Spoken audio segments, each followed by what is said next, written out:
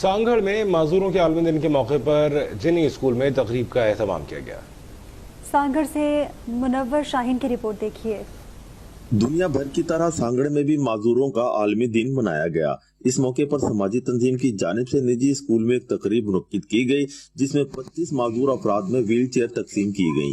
تقریب میں chamber of commerce کے صدر حاجی لالو یامین قریشی سمیت دیگر بھی موجود تھے۔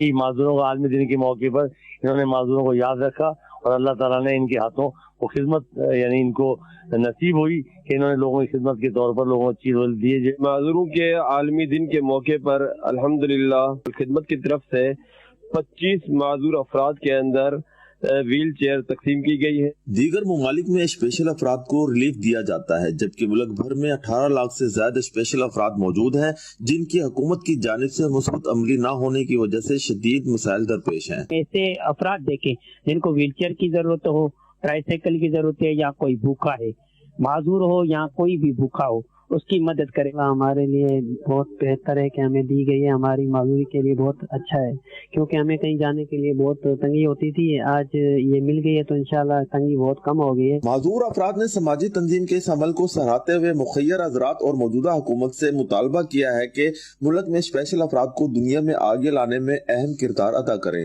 تاکہ ہم بھی اپنے ملک کا نام روشن کر سکیں۔ کیمرہ مین جمال احمد کے ساتھ منور شاہین، اب تک سانگھڑ۔